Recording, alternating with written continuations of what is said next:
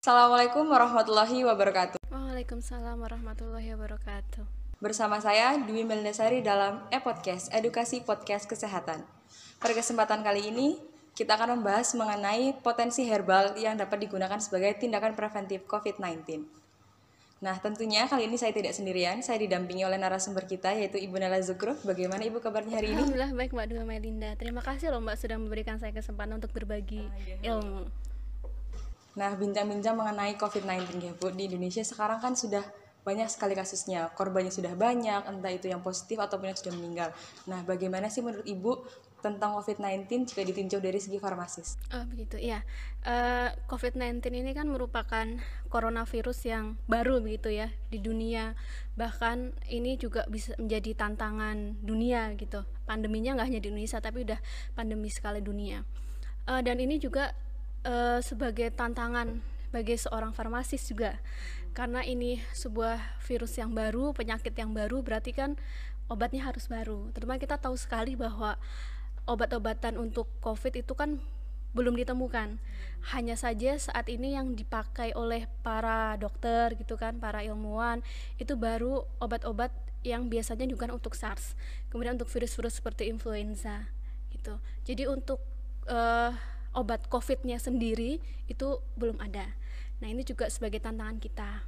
Nah, kemudian selain itu ternyata tidak hanya dari segi pengobatan kimia ya gitu kan, tapi juga ternyata masyarakat itu dan para peneliti itu juga melirik herbal gitu. Iya, betul. Sesuai dengan tema kali ini. Nah, kemudian sebenarnya kalau kita tahu bahwa Indonesia sendiri itu memiliki 30.000 spesies atau 30.000 keanekaragaman hayati, tapi baru hanya sekitar 9.600 spesies yang dimanfaatkan, dan itu pun belum maksimal pemanfaatannya. Nah, itu yang sebagai tantangan dari seorang farmasis. Apakah salah satu herbal itu bisa menjadi obat untuk COVID? Tapi berbicara mengenai herbal gitu kan, herbal itu biasanya itu lebih ke arah pencegahan, bukan pengobatan gitu. Jadi lebih arah ke pencegahan. Nah, kita harus memahami terlebih dahulu sebelum kita berbicara mengenai obat dan lain sebagainya. Kita harus berbicara dulu mengenai virusnya dulu. Virusnya itu seperti apa, kemudian sifatnya seperti apa, bagaimana cara dia memperbanyak dirinya. Nah, coronavirus ini sebetulnya merupakan satu keluarga dengan SARS gitu. Yang itu terjadi pada tahun 2003 sebetulnya. Dia satu family dengan si SARS-CoV ini. Nah, kemudian virus ini merupakan suatu unit di mana dia terdiri dari materi genetik yaitu RNA. Ya, kita tahu kan materi genetik ada DNA, ada RNA. Nah, virus ini adalah RNA, di mana virus ini nanti terselubung oleh protein-protein pelindungnya. Nah, kenapa dinamakan corona ya? Kita tahu bahwa bentuknya itu ada paku-pakunya gitu kan, kayak mahkota gitu. Nah, sebetulnya paku-paku itulah yang menyebabkan virus itu bisa masuk ke dalam sel gitu. Nah, ketika ada seseorang terkena virus ya, kemudian dia berbicara, kemudian atau dia batuk, itu virusnya akan terbang, istilahnya ya, istilah awamnya gitu kan. Dia akan terbang, kemudian dia akan memasuki manusia lainnya gitu. Nah, si paku-pakunya itu akan menempel ke sel inang. Jadi virus itu tidak bisa hidup kalau dia tidak menempel ke sel inang atau ke tubuh manusia gitu kan, ke tubuh yang hidup gitu kan. Nah, kemudian si pakunya itu dia akan mencari reseptor yang pas. Nah, reseptornya itu salah satunya adalah reseptor COX-2 gitu. COX-2 namanya, reseptor COX-2. Nah, dia akan bertemu dengan reseptor itu, dia akan berikatan, kemudian dia akan masuk ke dalam tubuh manusia. Nah, ajaibnya kalau bicara herbal kan tadi kita berbicara mengenai preventif, pencegahan. Nah, sebenarnya bagaimana sih biar manusia yang belum terkena itu bisa mencegah virus itu masuk ke sel kita gitu. Bahwa sistem tubuh kita itu luar biasa sekali diciptakan oleh Tuhan gitu kan, bahwa tubuh kita itu mempunyai serangkaian sel gitu, serangkaian sel di mana ketika ada benda asing masuk ke dalam tubuh kita, sel itu aktif, kemudian sel itu melawan atau membunuh benda asing itu. Namanya yaitu imunitas tubuh atau sel imun atau sel kekebalan tubuh. Jadi ketika ada virus masuk ke dalam tubuh kita, kuman, bakteri, kemudian polusi udara, zat-zat kimia, ketika masuk ke dalam tubuh kita itu kan dikenal sebagai zat asing. Ya zat asing. Nah, akan dikenali oleh imun kita, kemudian imun kita akan menyerang benda tersebut. Sama halnya dengan virus kan benda asing gitu ya. Ketika virus masuk ke dalam tubuh kita, nah dia akan bertemu sel imun gitu. Nah, pertanyaannya, sel imun kita siap nggak melawan virus itu? Gitu. Nah, kenapa kebanyakan yang terkena virus itu adalah lansia, orang tua di bawah 60 tahun. Nah, kemarin kan orang-orang lansia tersebut kan sel imunnya kan dia rendah gitu ya. Nah, kemudian dia lebih mudah terserang. Nah, sekarang herbal itu lebih ke arah melawan, meningkatkan imunitas tubuh, sehingga ketika si virus itu masuk dalam tubuh kita, dia bisa melawan gitu. Jadi lebih ke arah situ sebetulnya, belum ke arah yang menyembuhkan kalau herbal, beda dengan kimia gitu Mbak. Sejauh ini ya Bu, penelitian mengenai herbal baik di negeri kita sendiri Indonesia dan di luar negeri itu sudah sejauh mana sih Bu untuk pencegahan ini? Oke. Sebetulnya peningkatan imun itu nama lainnya adalah imunomodulator. Ya, kita sering tahu ya imunomodulator. Sebelumnya penelitian mengenai imunomodulator itu sudah sangat banyak. Sudah dari dulu sebetulnya Mbak. Jadi potensi-potensi herbalnya itu mengenai yang imunomodulator itu sudah sangat banyak referensinya. Kalau kita bicara penelitian itu sebenarnya penelitian herbal itu atau penelitian sendiri itu ada 2 jenis pengujian, yaitu secara namanya kalau ilmiahnya secara in vitro dan in vivo gitu. In vitro itu lebih ke arah sel gitu kan, sedangkan in vivo itu ke hewan atau ke manusia gitu kan, hewan uji. Nah, sebenarnya untuk herbal itu sudah kedua-duanya, in vitro dan in vivo. Ada yang penelitian sudah sejauh in vitro dan sudah ke hewan begitu. Nah, sebetulnya kalau berbicara herbal juga Mbak, herbal itu kan dari nenek moyang kita itu sudah ada ya, dari zaman nenek moyang itu sudah ada.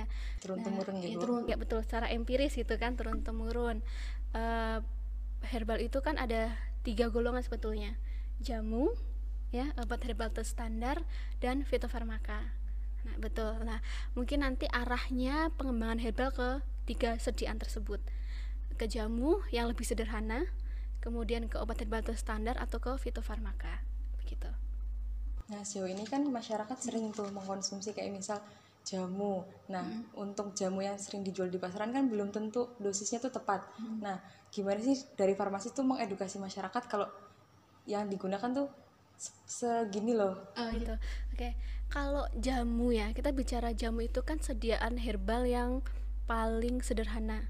Kalau jamu itu sebetulnya arahnya ke minuman kesehatan, atau lebih ke minuman kesehatan yang diturunkan secara turun-temurun gitu. Mungkin yang perlu diedukasi ke masyarakatnya adalah bagaimana cara masyarakat itu membeli jamu itu dengan baik dan benar, tempatnya mungkin ya. Kemudian kita juga tidak hanya mengedukasi ke pembelinya, tapi kita juga mengedukasi ke penjualnya. Karena kita tahu sendiri gitu ya, bahwa obat-obat tanaman-tanaman, kalau herbal itu kan di tanaman-tanaman itu kan kontak apa sih namanya ya, tercemar gitu ya, tercemar oleh mikroba gitu kan, oleh polusi dan kotoran. Nah, kita harus juga mengedukasi dari penjualnya juga, bagaimana penjualnya itu bisa mengolah tanaman-tanaman herbal itu sesuai dengan standarnya gitu, sehingga ketika sampai ke konsumen itu dia aman. Itu kalau jamu. Kalau obat herbal terstandar fitofarmaka itu sudah ada dosis dan aturan pemakaian di label obatnya gitu. Nah, kalau misal kita mengkonsumsi obat herbal Bu, kan untuk efek sampingnya lebih minimal. Yes. Nah, mungkin nggak timbul efek samping yang akan dirasakan orang kan beda-beda. Nah, itu efek sampingnya akan gimana Bu kalau dikonsumsi oleh orang? Nah, penelitian mengenai efek samping obat herbal itu sebetulnya masih jarang Mbak. Beda dengan obat kimia. Kalau obat kimia kan penelitiannya sudah sampai tahapan klinik ke manusia, dari dosisnya, manfaatnya, kemudian dari efek sampingnya pun. Jadi ketika kita baca label, kita udah paham, oh ini misalkan paracetamol dosisnya sekian, kemudian efek sampingnya begini gitu kan. Nah, untuk obat herbal ini memang untuk segi efek sampingnya, penelitian tentang efek sampingnya itu belum banyak dikaji gitu. Tapi kalau misalkan pengen tahu secara lengkap tentang misalkan dosisnya berapa, kemudian misalkan tanaman kunyit gitu ya, kunyit itu kandungannya apa saja sih gitu kan, kemudian dosisnya berapa sih, kemudian dia bisa digunakan untuk apa saja, kemudian dia tidak boleh digunakan untuk siapa saja, itu bisa dilihat di FROTI, Formularium Ramuan Obat Tradisional Indonesia, FROTI, FROTI. Itu ada e-booknya, itu yang mengeluarkan adalah Menkes Indonesia.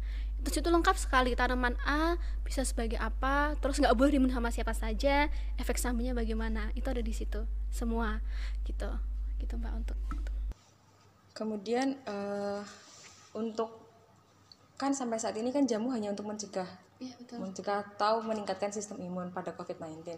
Nah, apakah sudah ada bukti konkret mengenai pasien yang sudah sembuh ataupun imunnya terbukti meningkat dengan mengkonsumsi obat herbal itu, Bu?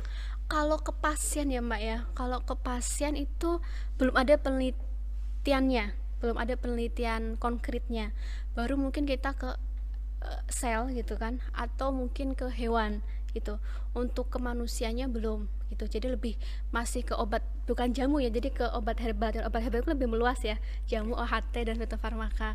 Jadi kan nanti jamu bisa untuk COVID lagi gitu, enggak. Itu lebih ke obat herbal, yaitu jamu, OHT, obat herbal standar, dan fitofarmaka. Kalau ke manusianya belum Mbak, mungkin baru ke hewan. Nah, tapi ini Mbak, untuk imunomodulator yang mungkin masyarakat belum, infonya belum masuk. Jadi ternyata saya baca di beberapa literatur, untuk imunomodulator peningkat imun ya, itu baiknya hanya diminum maksimal 8 minggu. 8 minggu. Iya, 8 minggu. Kadang kan kita ini udah COVID ini udah berapa bulan gitu kan. Nah, imunomodulator itu baiknya diminum 8 minggu. Bahkan di Eropa sana itu juga menyarankan maksimal 8 minggu. Karena apa? Karena ketika ini loh Mbak, ketika kita dikasih peningkat imun terus, nah nanti bisa saja kita nggak tahu nih penyakit lain selain COVID yang di dalam tubuh kita, karena kan imun kita terus meningkat, nanti malah takutnya nggak terdeteksi penyakit lainnya itu. Nah, kemudian untuk imunomodulator itu juga tidak boleh dikonsumsi oleh pasien yang mempunyai penyakit autoimun. Iya kan? Cuma dia udah kelebihan imun, kita kasih imunomodulator, apa yang terjadi kan gitu ya? Makin parah. Makin parah pasiennya. Nah, itu juga dia tidak boleh digunakan untuk itu. Jadi herbal itu masih sebatas meningkatkan imunitas gitu. Nah, di sekitar kita kan banyak sekali tanaman-tanaman, misalnya kunyit, temulawak, jahe, dan lainnya. Nah, gimana sih cara Ibu mengedukasi nih, misal masyarakat pengen mengkonsumsi itu, kan kita tahu bahwa obat herbal itu dapat meningkatkan. Nah, untuk taraf individu dan keluarga, kita bisa memanfaatkan itu bagaimana, Bu? Oke. Tanaman ya, tanaman-tanaman yang bisa sebagai peningkat imunitas itu sebenarnya banyak. Temulawak, kunyit, jahe itu termasuk sering masyarakat sebut empon-empon. Iya, empon-empon. Pada masa-masa virus ini, harga empon-empon itu sangat melonjak. Naik drastis. Ya, naik drastis. Bahkan di pasaran itu jahe merah yang kalau 40.000 jadi 100.000 gitu. Kemudian perusahaan-perusahaan atau industri-industri herbal itu, kalau industri-industri yang lain kan pada tutup ya. Yang industri herbal malah semakin meningkat untuk produksinya dan penjualannya. Selain empon-empon Mbak, sebenarnya tanaman itu seperti meniran, kemudian lidah buaya, daun kelor, buah plum, kemudian pegagan, itu juga sebetulnya bisa sebagai peningkat imunomodulator.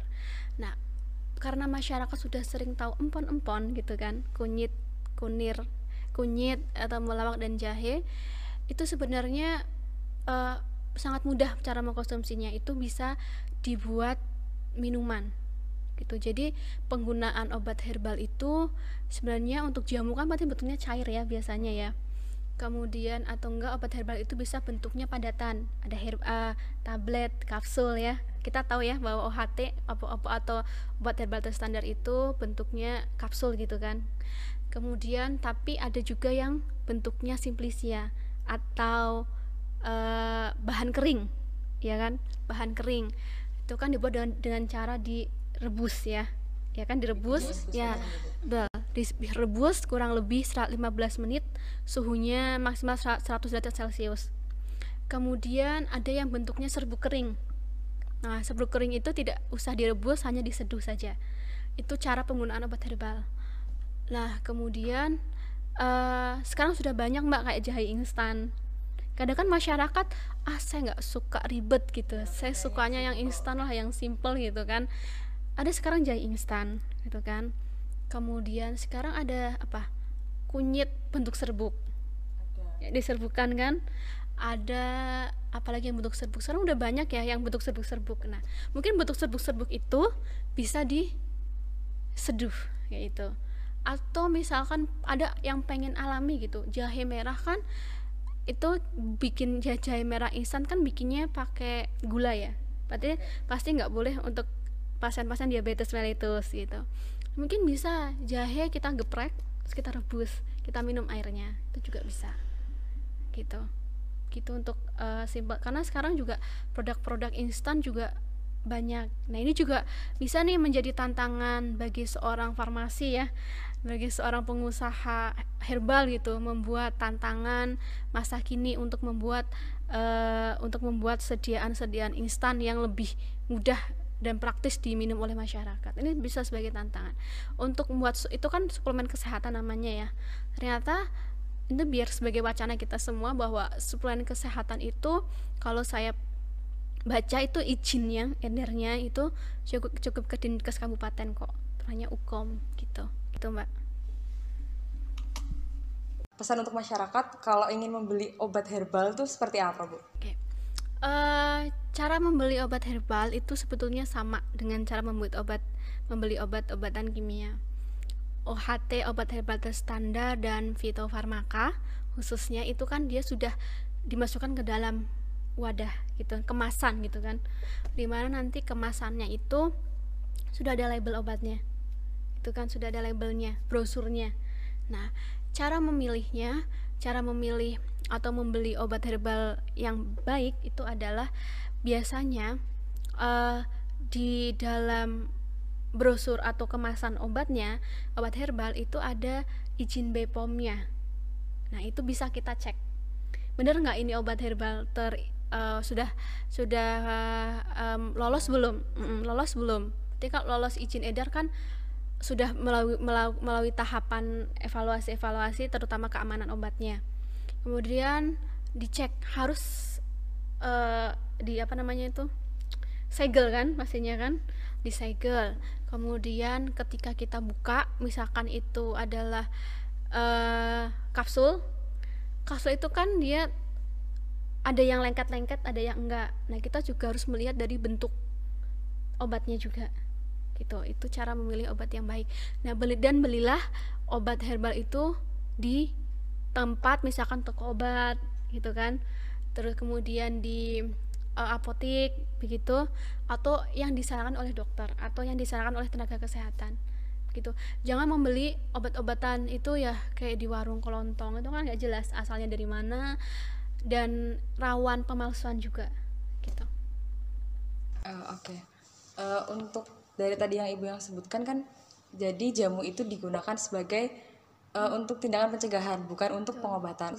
Sampai saat ini belum ada bukti konkret bahwa pasien itu dapat sembuh menggunakan jamu, tetapi hanya meningkatkan imunitasnya. Kita bisa lihat dari sel, untuk penelitiannya sendiri sudah terbukti lewat in vitro maupun in vivo. Nah, untuk terakhir nih Bu, apa pesan Ibu sebagai seorang farmasis untuk menghadapi COVID-19 ini Bu? Okay.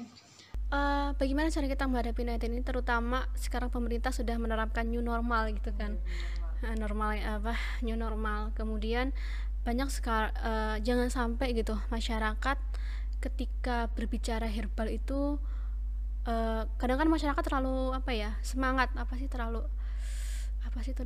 semangat lah ya, terlalu semangat tentang herbal, bahwa herbal itu pasti aman, herbal itu pasti tidak menimbulkan efek samping gitu kan. Itu tidak, bahwa herbal itu yang sudah dikatakan Mbak Dwi Melinda bahwa dia punya efek samping, hanya saja efek sampingnya lebih minimal gitu.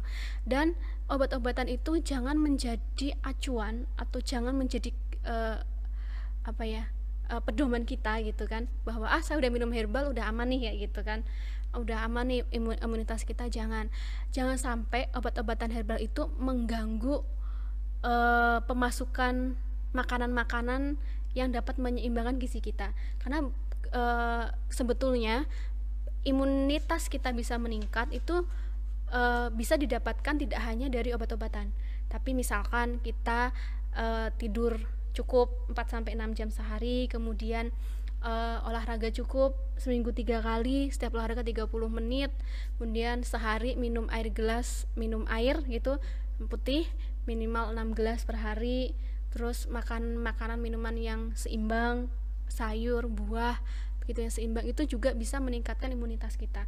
Jadi jangan ketika udah minum obat herbal atau mengkonsumsi obat herbal kita jadi males-malesan gitu kan, jadi males berolahraga, terus minum airnya sedikit gitu. Itu jangan sampai seperti itu, karena sebetulnya imunitas kita itu bisa muncul secara alami dengan kita hidup sehat. Jadi sebetulnya COVID ini bisa memberikan kita banyak pelajaran gitu kan, kita kembali lagi ke gaya hidup yang sehat gitu Mbak. Baik Bu, terima kasih. Jadi untuk menghadapi new normal ini kita boleh mengkonsumsi jamu untuk meningkatkan imun tubuh. Namun kita bisa meningkatkan imun tubuh tidak hanya dari lewat jamu ataupun obat herbal. Kita bisa menerapkan pola hidup sehat seperti yang dari narasumber tadi kita sampaikan. Selain itu kita juga harus rutin berolahraga. Terima kasih sudah meluangkan waktu untuk sesi kali ini. Sekian. Terima kasih untuk semua yang telah menonton. Wassalamualaikum warahmatullahi wabarakatuh. Waalaikumsalam warahmatullahi wabarakatuh.